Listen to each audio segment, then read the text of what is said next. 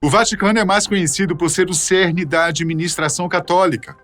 Contudo, em seus porões e salas blindadas, escondem segredos que poderiam desnortear tudo o que os cristãos e toda a humanidade dizem saber sobre a nossa saga religiosa.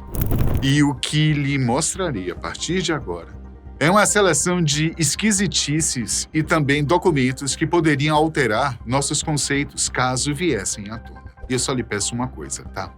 Por favor, mantenha a mente aberta, pois é a melhor forma para compreender o que é dito e mostrado no vídeo de hoje. Sem preconceito, sem comentáriozinhos, ok? Eu sou André Benjamin, fica comigo até o fim. Falaram que esse negócio rimou e eu tô gostando. Vamos lá. Primeiro, a sala secreta de arquivos.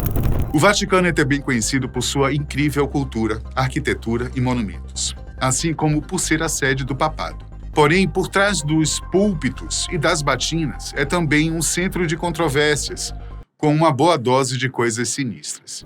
Dizem que no subsolo da sede há um espaço enorme contendo documentos e objetos milenares do mundo inteiro. O chamado Arquivo Apostólico do Vaticano, ou como ficou sendo conhecido popularmente, os Arquivos Secretos do Vaticano. Oficialmente, o arquivo é o repositório central de todos os atos promulgados pela Santa Sé. Ele abriga uma vasta coleção de documentos históricos que abrangem séculos, com cerca de 85 quilômetros lineares de prateleiras e milhões de itens. Dentre eles, documentos papais como encíclicas, bulas, cartas e outros documentos oficiais emitidos pelos papas ao longo da história. Ademais, encontram-se atos da Cúria Romana, correspondências como de reis e rainhas, líderes religiosos e até mesmo do artista Michelangelo, manuscritos de importância histórica e cultural, processos de julgamentos como de Galileu Galilei e os que foram executados contra os Cavaleiros Templários, a bula papal da excomunhão de Martinho Lutero e outros documentos diplomáticos e também financeiros. Bom, mas por trás dessa oficialidade há mais. E é justamente o que se fica sabendo dos bastidores, ou por alguém que tenha tido algum tipo de acesso aos arquivos, ou por investigações particulares e anônimas. Além dessa coleção de documentos, algumas histórias sinistras envolvendo o Vaticano ainda são alimentadas e levantam diversas questões. Segundo, Emanuela Orlandi. Emanuela é um caso clássico que foi escondido nos arquivos do Vaticano. É considerado o maior mistério da era moderna na cidade do Vaticano. A adolescente, que na época estava com 15 anos de idade, desapareceu em 22 de junho de 1983, depois de ter uma aula de flauta. E mesmo havendo relatos de avistamentos da garota, tempos depois nada foi confirmado. Até agora, o desaparecimento de Emanuela continua sendo um mistério não resolvido, mais famoso da Itália. Mas o que aconteceu exatamente? Filha de um funcionário do Banco do Vaticano, Hércules Orlandi, Emanuela havia terminado o ano letivo. Contudo, ainda tinha 3 aulas de flauta 3 vezes por semana em Roma. Naquele 22 de junho, depois da aula, ela ligou para os pais, dizendo ter recebido uma proposta de emprego em uma empresa de cosméticos e que, por isso, chegaria tarde em casa. Ela foi vista pela última vez num ponto de ônibus habitual e entrando em um automóvel BMW. Ninguém soube informar quem estava dirigindo aquele veículo, ou se realmente aconteceu a suposta entrevista. Nada disso foi confirmado, e as autoridades ainda não têm respostas confiáveis. Em maio de 2012, o interesse pelo caso foi renovado e alguns testemunhos estranhos surgiram. O padre exorcista italiano Gabriele Amorth acreditava que a jovem havia sido sequestrada pela polícia do Vaticano. Ele dizia que Emanuela foi abusada e depois assassinada, e que tudo foi encoberto pelo Estado. A família nunca desistiu. Por isso, em 2023, o Vaticano permitiu que se fizesse uma nova investigação que está em andamento. Em novembro de 2024, o Vaticano confirmou a existência de um dossiê sobre o caso Emanuela Orlandi, algo que o irmão de Emanuela, Pietro Orlandi, alegava há anos. Esse dossiê, supostamente contendo informações coletadas desde o desaparecimento, foi encontrado e está sob análise. O conteúdo específico do dossiê permanece confidencial. Um caso que aconteceu há muitos anos e ainda sem solução. Debaixo das narinas dos cardeais e dos papas que por lá passaram desde então. Sinistro, né? Vamos lá. Terceiro, papiro de Tule. Os papiros são alguns dos documentos mais antigos que conhecemos, sendo até um pouco mais modernos do que as ancestrais placas de pedra. Entretanto, há um certo alvoroço quando o assunto é o papiro de Tule, supostamente escondido nos arquivos do Vaticano. Primeiro, porque ele é considerado uma das maiores evidências de vida alienígena conhecidas da antiguidade. De acordo com a interpretação popular, o papiro supostamente descreve a observação de objetos voadores não identificados no céu do Egito, durante o reinado do faraó Tutmoses III, por volta de 1440 a.C. O papiro teria sido encontrado em 1953, em meio a tantos outros documentos dos arquivos do Vaticano, por Boris de Hirschfeld, e teria sido guardado pelo arqueólogo e então diretor do Museu do Vaticano, Alberto Tulli.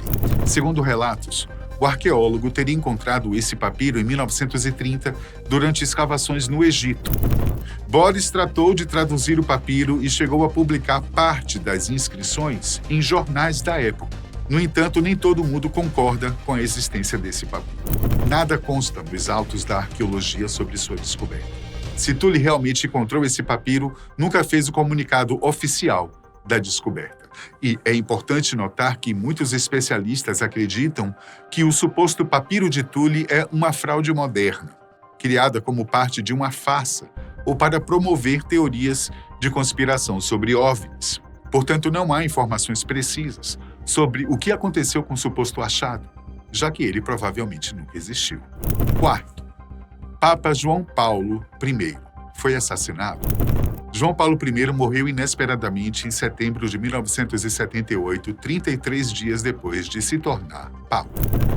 Ele tinha apenas 65 anos, uma saúde quase perfeita, e parecia estar de bom humor antes de sua morte. Na época, muitos começaram a apontar dedos e, inevitavelmente, passaram a surgir teorias da conspiração. Isso aconteceu porque os fatos que sucederam sua morte soaram bastante estranhos. Houve inconsistências na história oficial do Vaticano, assim como irregularidades na forma como o corpo foi tratado. Até hoje, muitos acreditam que o Papa João Paulo I foi assassinado. Mas quem iria assassinar o Papa? Alguns suspeitaram do cardeal Sebastiano Baggio, o principal responsável pelo processo de seleção de novos bispos no Vaticano. Além de ter sido um notório maçom que trabalhou para nomear apenas bispos liberais. Logo após João Paulo I assumir o cargo, ele removeu Baggio de sua congregação, devido a suspeitas de corrupção. Baggio teria assassinado João Paulo I por vingança? Quem sabe? Existe também uma série de outras teorias. Alguns acreditam que a CIA estava envolvida. Outros acreditam que pode ter sido a máfia italiana em conexão com altos funcionários da Igreja. A teoria diz que houve uma grande fraude no Banco do Vaticano e João Paulo iria expô-la. Os funcionários do Vaticano teriam trabalhado com a máfia para manter o Papa quieto para sempre? Manter essa fraude em segredo? O que você acha que realmente aconteceu com o Papa João Paulo I? Deixa aí nos comentários. Vamos lá, quinto, aliens e o Vaticano. Bom, essa já é uma história muito mais fantástica e mais famosa também, devido ao seu teor, que sempre está nas mesas de discussão e nunca conseguimos confirmar nada. Fala de seres de outros planetas e isso é muito interessante, já que estamos falando de uma instituição religiosa que normalmente repele a ideia de alienígenas. Vamos voltar à década de 1920, quando um professor russo chamado Gerinch Ludwig supostamente conseguiu acessar o arquivo apostólico do Vaticano e encontrou informações curiosas sobre possíveis alienígenas aqui na Terra.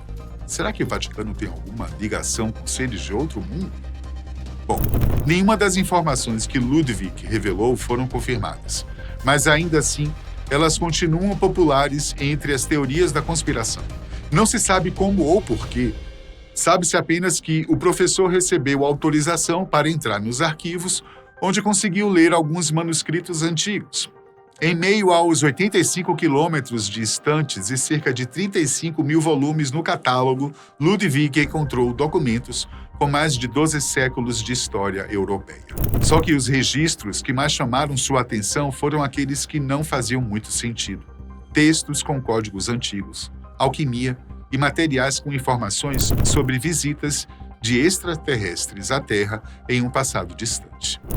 O professor teria lido textos que falavam sobre a influência dos alienígenas nas antigas civilizações, como os egípcios, os mesopotâmicos, os maias. E para deixar a situação ainda mais estranha, Ludwig também encontrou registros históricos que envolviam o uso de armas nucleares pelos povos antigos. Havia até mesmo descrições sobre como as muralhas da Babilônia foram derretidas, como se tivessem sido atingidas por uma temperatura extremamente alta. O maior problema em toda essa história é que Ludwig não pôde deixar o Vaticano com os documentos em mãos, algo que, até certo ponto, podemos considerar bastante conveniente para ele. Bom, no entanto, tudo isso se torna ainda mais interessante se pensarmos no passado. Em meados do 4º milênio antes de Cristo, os sumérios passaram por uma grande transformação, tornando-se capazes de construir cidades com fortes muros, criar canais de irrigação e até mesmo o sistema de escrita. Toda essa evolução em um espaço de tempo considerado rápido pelos pesquisadores. Será que podemos traçar alguma relação com os supostos documentos que o professor encontrou? E sexto, Laurentius Loricatus. Nos arquivos secretos do Vaticano foi também encontrado um enorme pergaminho, medindo quase 5 metros de comprimento, datado de mais de 800 anos atrás. Apesar de seu estado contando com diversas manchas roxas em sua extensão, grande parte do pergaminho pôde ser recuperado, trazendo uma curiosidade bem interessante. Ele conta a história de Laurentius Loricatus, um adolescente que acidentalmente teria matado um homem na Itália e, para não ser punido, resolveu fugir e se esconder. Segundo a lenda, o jovem se refugiou em uma caverna onde permaneceu sozinho por 34 anos.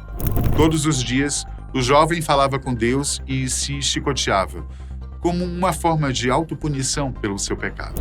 Segundo consta no pergaminho, após a morte de Loricatus, alguns homens da época foram até o Papa e pediram para santificá-lo, uma vez que acreditavam no seu arrependimento real e que ele merecia o título de santo. O Vaticano, no entanto, nunca aceitou esse pedido. E assim, Laurentius Loricatus não se tornou conhecido, nem muito menos um santo. Já ouviu falar que o Museu do Vaticano possui tesouros de objetos do mundo inteiro, de várias centenas e até milhares de anos? Lá é possível ver de perto itens do Antigo Egito, carruagens romanas, valiosas pinturas renascentistas, esculturas e até artefatos tomados de povos indígenas do mundo todo. Tudo isso foi coletado em épocas e situações diferentes, como nas cruzadas, ou durante as missões de cristianização dos povos indígenas em todos os continentes. A realidade histórica não deixa margens para dúvidas que, além de retirar das tribos os seus pertences, a Igreja destruiu suas culturas e puniu sem dó os nativos enraizados em suas tradições. Lá atrás, os arquivos secretos do Vaticano guardam muito mais do que isso. O que só não dá para entender é o motivo pelo qual a Igreja proíbe o acesso a tanta informação, ou seja, temos uma verdadeira biblioteca de Alexandria e não podemos acessar mais do que 10% de seu conteúdo. Por que tanto mistério?